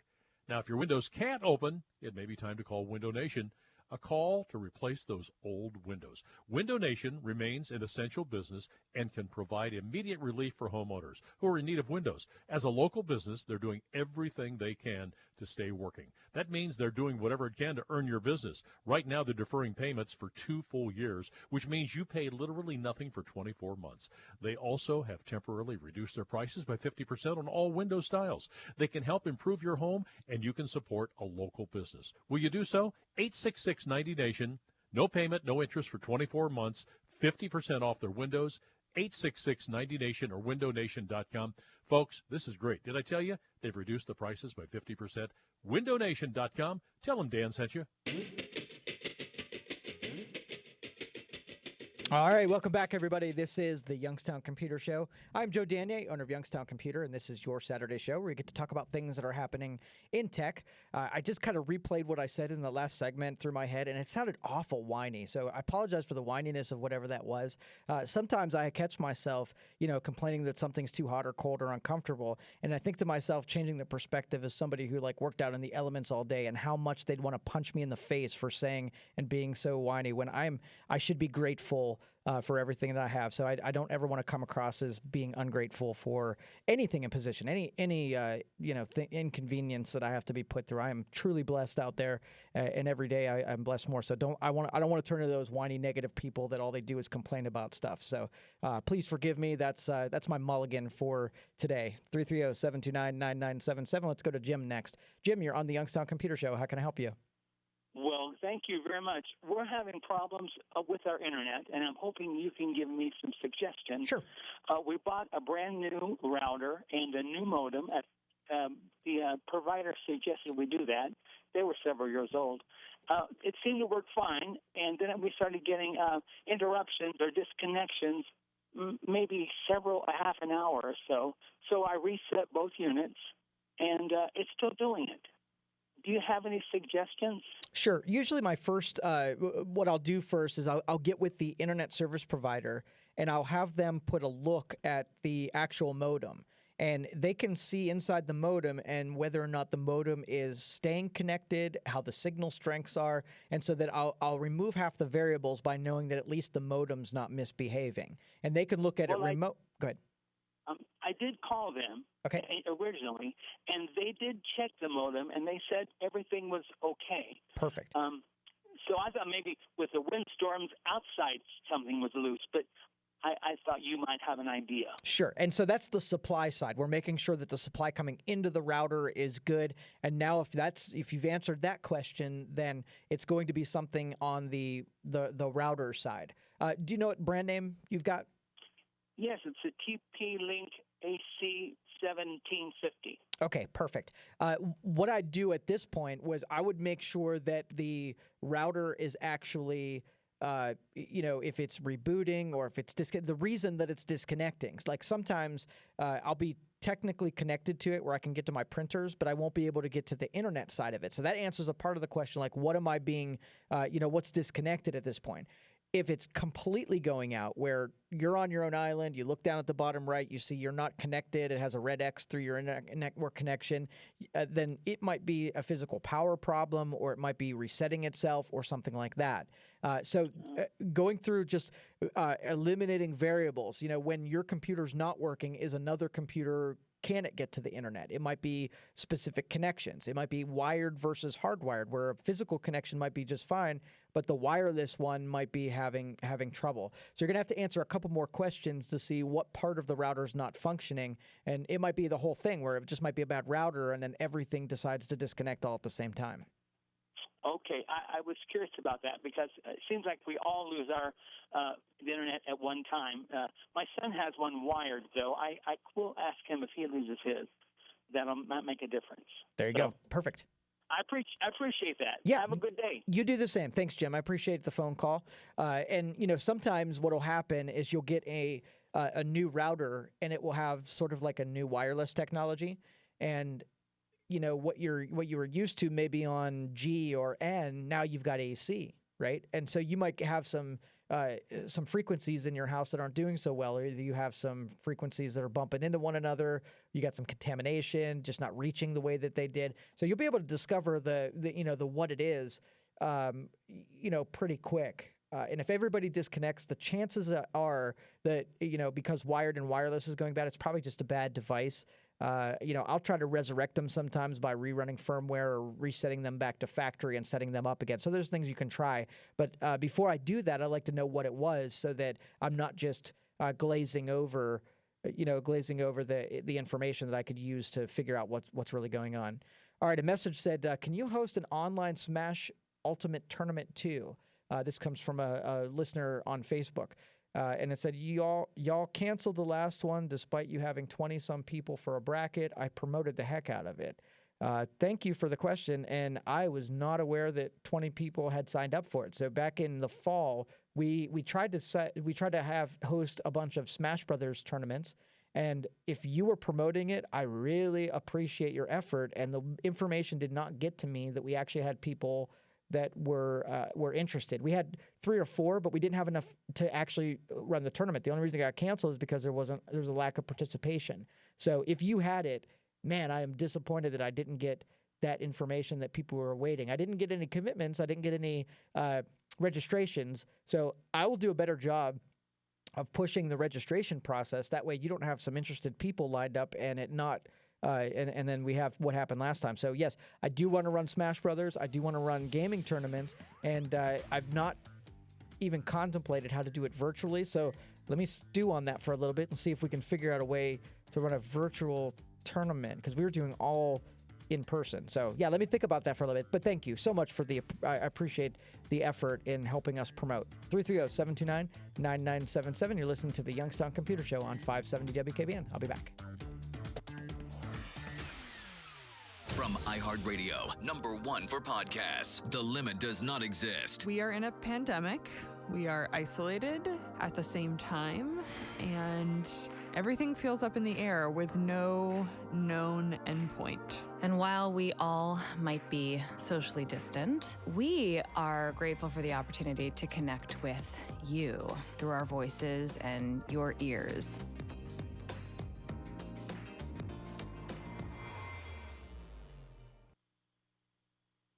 Here's some of the stories we're working on today. Youngstown police are still investigating a double homicide that happened on Thursday where 2 men were found dumped with gunshot wounds in Youngstown. Prosecutors in the Shannon Graves murder and mutilation case have opposed an early release for one of the defendants. An accident last night on Shirley Road near Interstate 680 involved a car that was involved in a police chase. 35-year-old Gregory Richardson was arraigned in court yesterday on 3 felony charges connected to a crash on Market Street this past Tuesday. Under deals the state of Ohio has made with businesses, Governor Mike DeWine says the state will be able to ramp up its COVID-19 testing in the coming days, eventually reaching 22,000 a day by May 17th. The Warren-Trumbull County Public Library is furloughing 97 full-time employees effective May 3rd due to the extended closure due to COVID-19, along with a projected decrease in state funding. From the Power Chevrolet Buick GMC of Calcutta, Ohio newsroom, I'm Dave Price. Our next update at 3 from the O'Charlie's Digital Studios. $9.99 menu, 9 great meals, 1 great price. O'Charlie's. For your home or business, call Mazza's Heating and AC in Girard, 330-545-6063. Your factory authorized Bryant dealer. Now, the Storm Team 27 forecast. Well, the day starts off on a high note. Temperatures will soar to the low 60s as we head towards the afternoon. Clouds will increase as we head towards evening time when a few showers start to pop up. Rain likely overnight and into the first half of Sunday. Moderate to heavy rain at times. In the Storm Team 27 Weather Center, I'm Alexis Walters. The Home Service Club sponsors this paid advertisement. Attention homeowners. Broken AC, $4,600. Water heater, $1,500. Fridge on the fridge, $1,000. You need home warranty coverage from the Home Service Club. For around $1 a day, if any of your covered appliances and systems break down, HSC will either do the repair or replace them. HSC has over 15,000 pre-screened, highly rated technicians with the fastest response time in the industry. HSC provides coverage for up to 47 different appliances and systems in your home. Call for a free, no-obligation quote from a trusted HSC service specialist about a home warranty for your entire home, all backed by a 30-day money-back guarantee. 800-930-2350. Call now and get your first month free, plus $75 off your first year. 800-930-2350. 800-930-2350. That's 800-930-2350. 800-930-2350. Message and data rates may apply. If you're considering going back to school, ask yourself the following questions. Do you need the flexibility to take classes on your schedule? Do you have college credits you need transferred? Do you want to earn a quality degree from a world-renowned university? If you answered yes to any of these questions, Arizona State University is the perfect school for you. Arizona State University offers over 200 highly ranked degree programs 100% online. You'll learn the same degree as you would on campus from wherever you are on your schedule. Plus, ASU Online accepts most transfer credits. For information, text LESSON to 35517. Learn for yourself why the Wall Street Journal ranks ASU 5th in the nation for producing the best qualified graduates, and why 88% of ASU grads are recruited within 90 days of graduation. Learn to grow, learn to succeed, and learn to thrive at Arizona State University. To learn more about ASU Online degrees, text LESSON to 35517. That's LESSON to 35517. Hello, I'm Ohio Governor Mike DeWine. We need all Ohioans to help us slow the spread of the coronavirus. For the most up-to-date information, please visit our website at coronavirus.ohio.gov or call 1-833-4-ASK-ODH 7 days a week. Furnished by Governor Mike DeWine. Aired by the Ohio Association of Broadcasters and this station.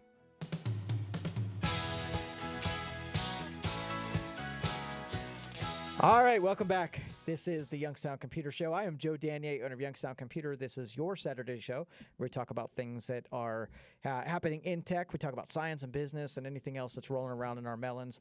You have the floor and the phone and the podium. Feel free to ask questions, make statements, or vent if you'd like. 330-729-9977. Let me tell you what I'm doing. Those of you who follow me on Facebook know this already, but let me tell you anyway. I'm putting together a virtual comedy entertainment event. And so I'm going to spend today and tomorrow finishing off the Silver Stage, which is a stage that I'm building down at my Youngstown studio. And it has, if you know my logo, it has sort of like that diamond pattern that you see in manufacturing when you have a slip-resistant surface. So it embodies sort of like the blue-collar worker. Anyway, I have these silver panels that the stage will be emblazoned with, and it looks amazing. And so we're putting up the stage this week. Next week, we're going to be interviewing and talking to some of the talent. We've got a number of comics. I think a total of 10 have applied. So we're going to audition them next week. And we have a couple of acoustic musicians. I don't have all the wiring and the sound equipment to do anything other than a cappella. So if we have some musical acts that want to do lead-ins, we're going to definitely do, I believe, 2 or 3 comics in the show. And we are also going to do a musical act as a lead-in, so we'll have some musical entertainment during the program. And these are paid gigs. So if we have some displaced comics or musicians that aren't doing anything, shows got canceled, we are paying for these spots. It's $75 for a half-hour set. And we're also going to do 15% of the net revenue. So no matter we're going to have everything from donations going on to corporate sponsorships, and we are splitting with each of the entertainers. So 60% of the revenue is going to go directly to those of you who are jump on stage and do your thing. The first couple are going to be all comedy, and then we'll add to our capabilities of adding things that can support musical instruments and do something like that.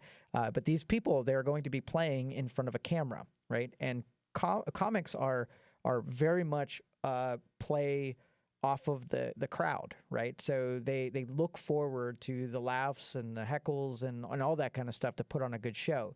And so what we're doing is we're setting up a major big screen, right, in front of the stage.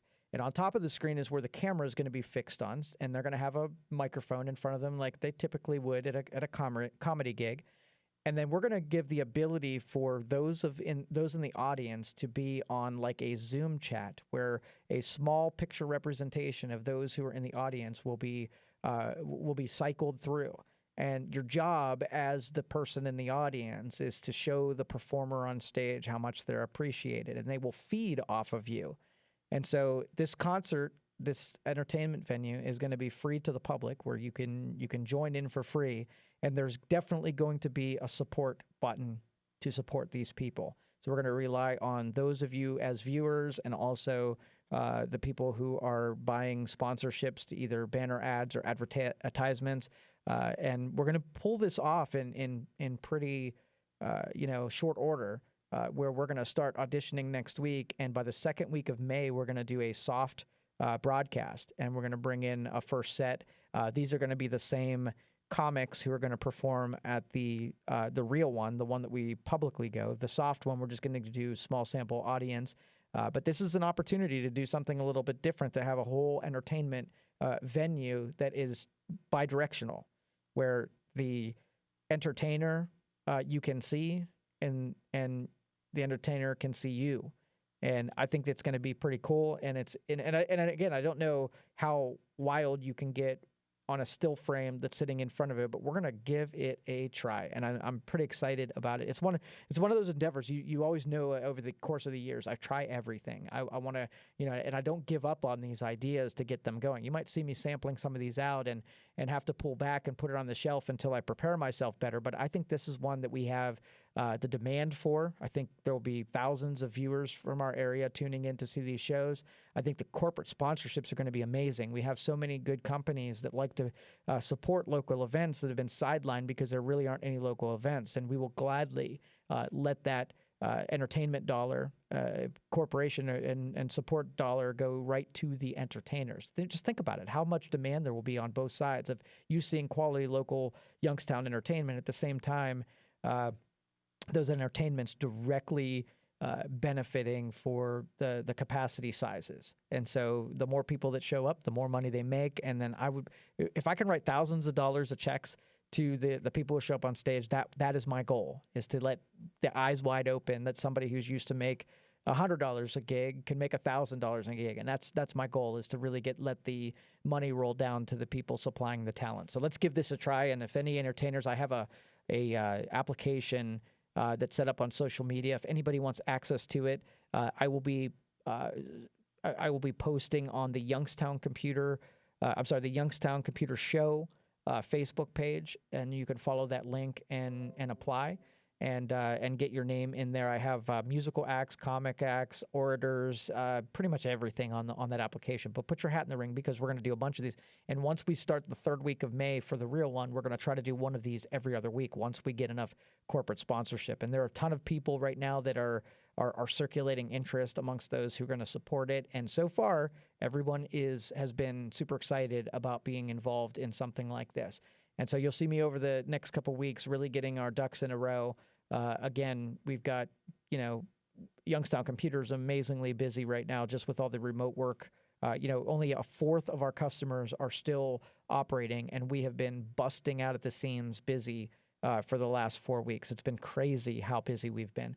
But anyway, we're going to get this other venue started. So if any of those of you in this listening audience would be interested in also being a sponsor, you want to put some ad revenue or ad dollars behind it, please get in contact with me, joe@youngstowncomputer.com.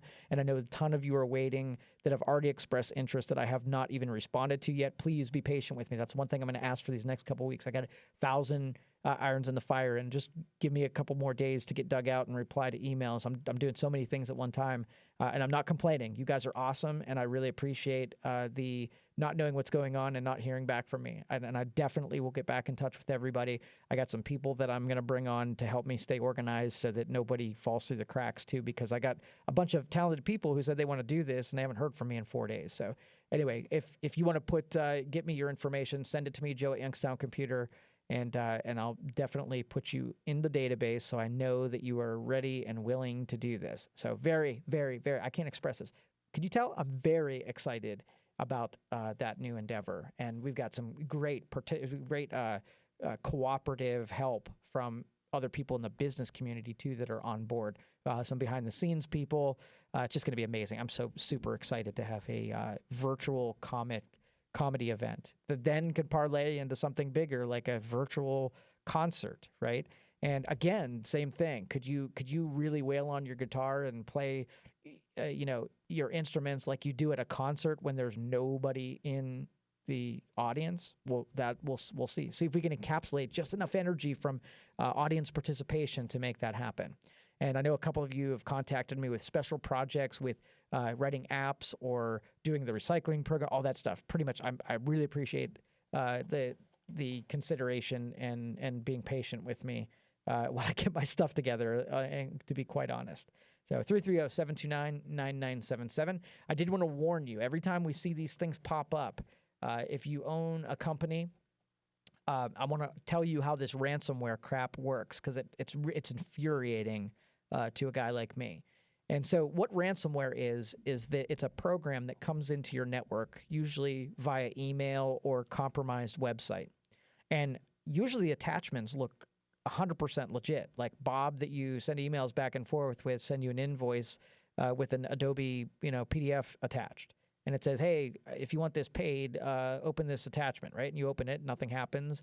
And then you come in over the weekend and all of your data is encrypted. Like they've taken every Word document, your music files, everything that you have on your network, and it encrypts it, and it leaves around this file that says, if you want your stuff back, email me and pay me in Bitcoin, right? And you email them, and they make a demand for X amount of dollars. You send them the money, and then they send you a de-encryption tool that then you get your stuff back.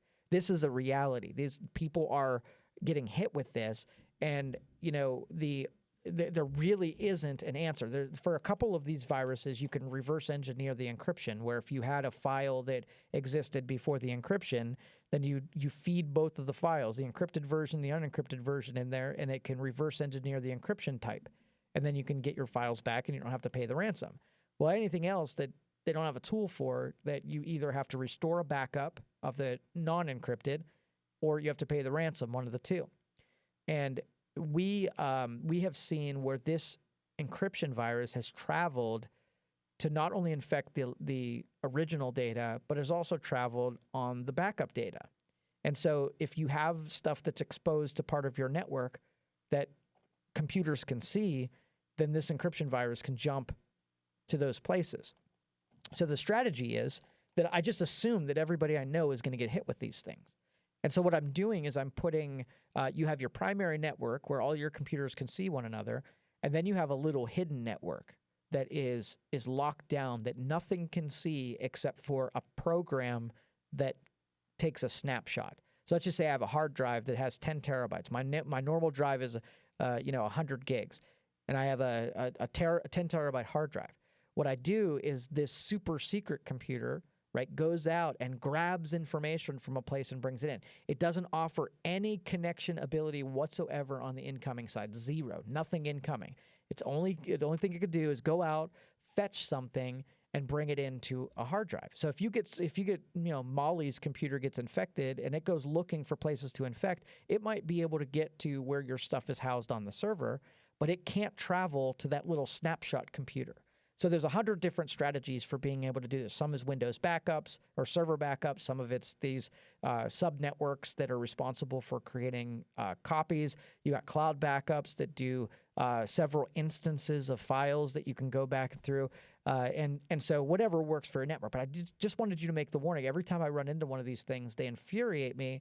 And there are things that you can do to protect yourself. And it's more than just putting antivirus. So antivirus works some of the time, but not every time. So you got to assume that it might stop you 5 out of 10 times, but the other 5 are the ones that get you hammered.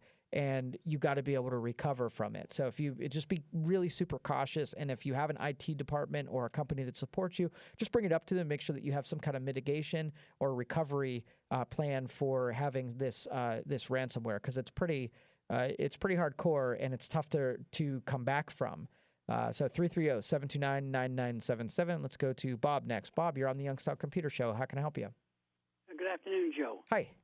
I have a Dell laptop, I think 2012, so it's about 8 years old. Started out, of course, at Windows 7. Now it's up to Windows 10 version 1903.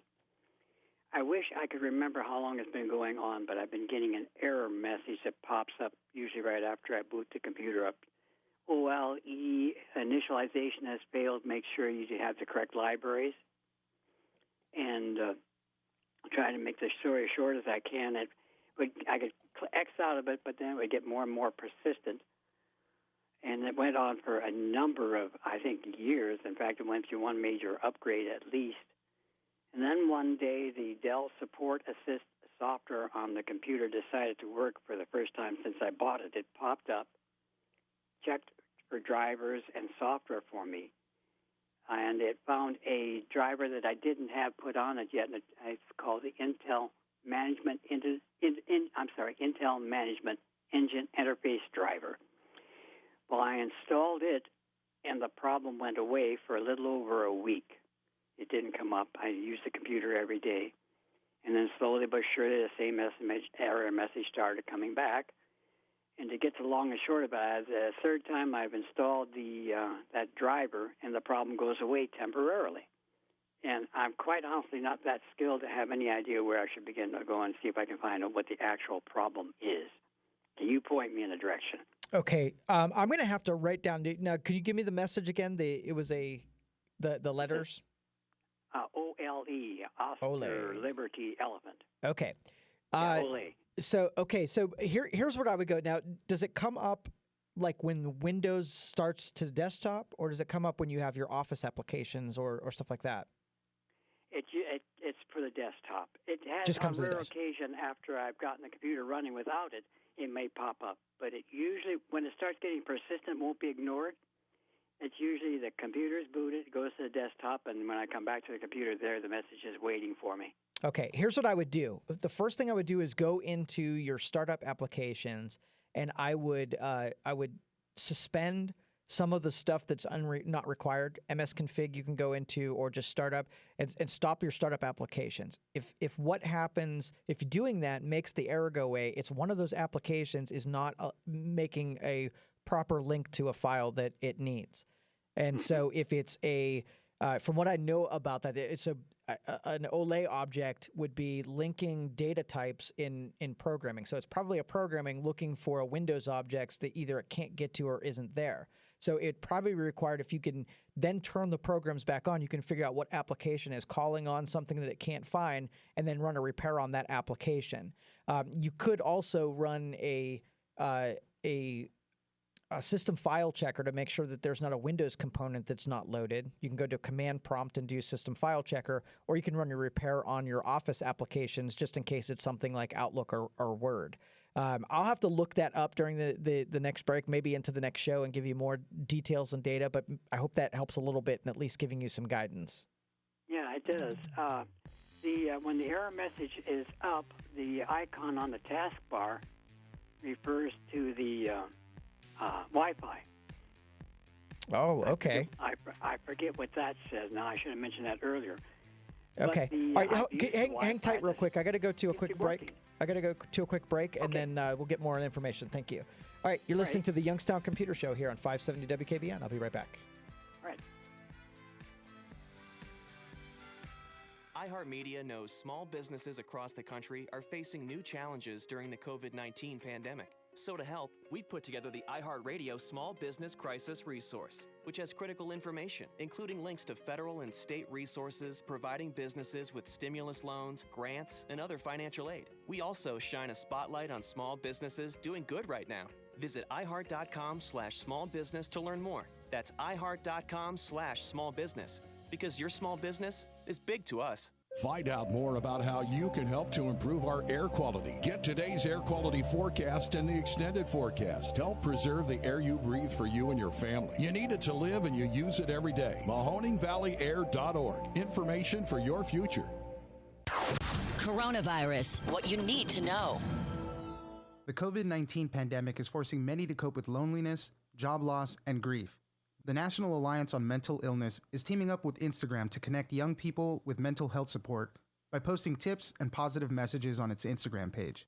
The group's Ken Duckworth says 3/4 of all mental health vulnerabilities begin before age 25, and social distancing can intensify those feelings. Our goal is to get resources, get things that are easy for them to digest, and to make it appealing for young people to have a conversation about what all of us are experiencing.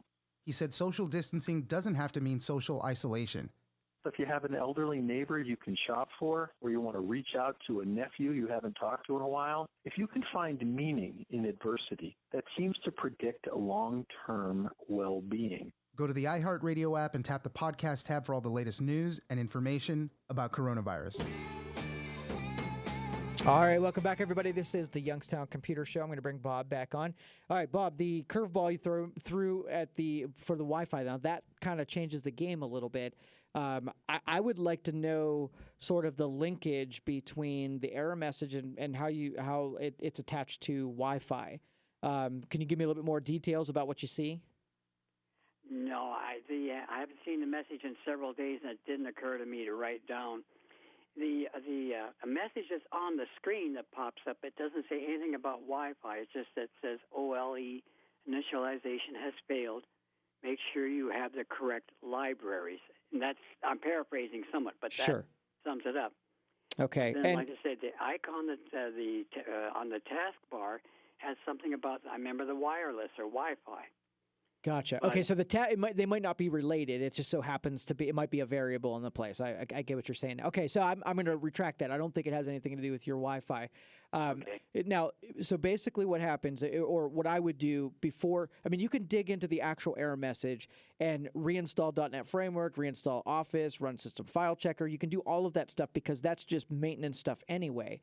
But we have a collaboration with other tech companies that if we take that error message, put it out there on the web, let it marinate out there, somebody who's hit that same error message will give us a little guidance of where it came from.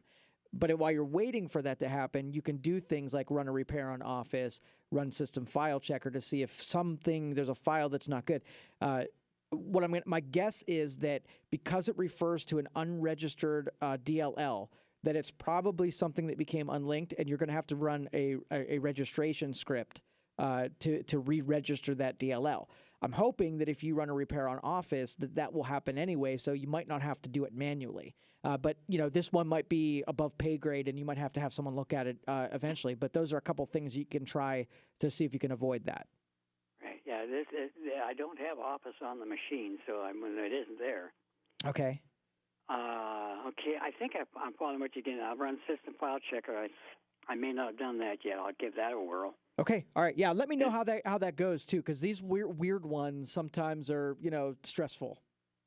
Well, if I do find a solution, I'm almost definitely let you know. All right. Excellent. Thank you, Bob. Appreciate you being out there. Appreciate you being a listener.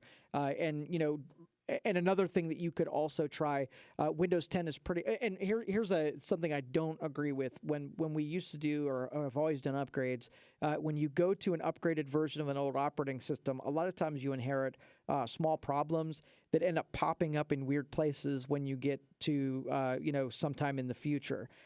There's been a couple of, laptops in particular that I've had to reload with Windows 10 because I just had so many problems after a Windows 7 upgrade. So when it goes well, it's fine, but when you have these persistent things that weren't right before the upgrade, they never end up being fixed after the upgrade for any length of time. But another thing you could try is rerunning a repair on Windows 10. Sometimes that has the ability to work things out. But the end is that if you can't figure out the actual error and resolve that, and System File Checker doesn't put back the appropriate operating system, and you can't run a repair, it might be time just to reload it and stop fussing with the error, because at that point it really won't be worth finding out exactly what it is. It'd just be easier to reload. But Bob, thank you so much for the phone call, and I hope you find some kind of resolve at some point.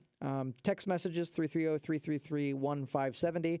I think because the weather's amazing outside, I think I'm going to do some magnet fishing with my son a little bit later today, enjoy some of this weather because I've heard it's going to rain. So if you haven't yet, dump outside and enjoy some of the sun's rays and fresh air and get outside a little bit. It's good for everybody's mental health to have some exchanges, even if it's at a distance from people that aren't in your immediate house. So maybe yell across the cul-de-sac to your neighbor, across the street to your neighbor, and make sure everybody's doing okay.